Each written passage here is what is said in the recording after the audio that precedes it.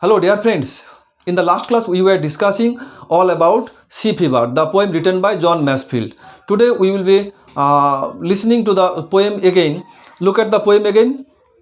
Lesson 6, Sea Fever, John Masefield. The author and the text. John Edward Masefield, 1878 to 1967, was an English poet, writer, and poet laureate of the United Kingdom from 1930 till his death. He is also remembered as the author of the children's novels The Midnight Folk and The Box of Delights. The poem speaks of the excitement the poet feels at the anticipation of a sea voyage. The passionate description of the seascape reveals the eternal desire of man to seek the splendor of nature. Remember the splendor of nature. It should be looked. Next, the poem. Go to the poem. I am reading the poem and you can read with me also. I must go down to the seas again, to the lonely sea and the sky. And all I ask is a tall ship and a star to steer her by. And the wheels kick and the wind's song and the white sail shaking. And a grey mist on the sea's face and a grey dawn breaking. This is the first stanza.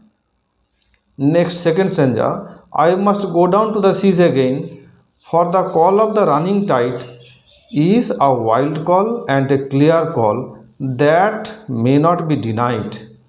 And all I ask is a windy day with the white clouds flying, and the flung spray and the blown spume, and the sea-gulls crying. This is the second stanza.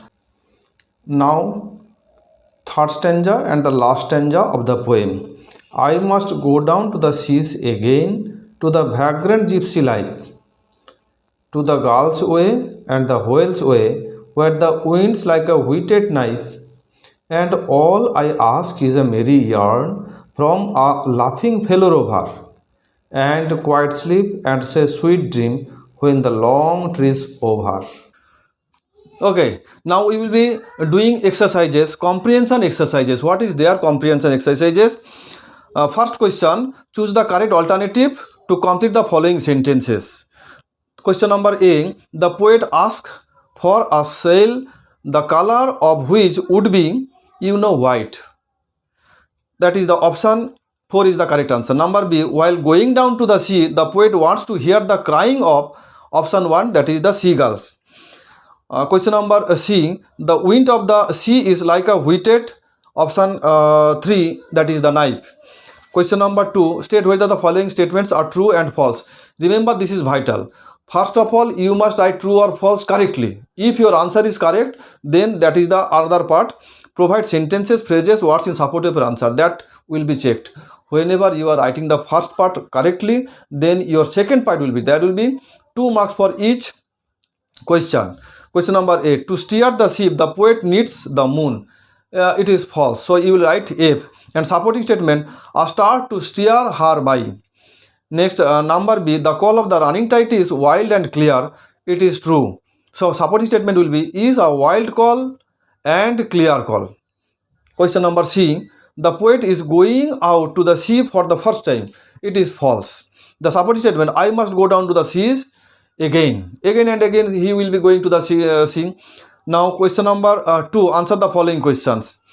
During what time of the day does the poet wish to go down to the seas? The answer is, the poet wants to go down to the seas in the morning. Next, number B, what kind of day does the poet prefer for sailing? The poet prefers a windy day for his sailing.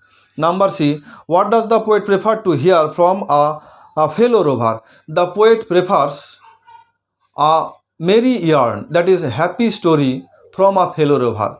Okay, I have completed some questions given in your book, Bliss. More extra questions will be discussed in the next class. By this time, you must remember to share, subscribe, and comment, and share with your friends so that you can learn more in this class. Thank you all.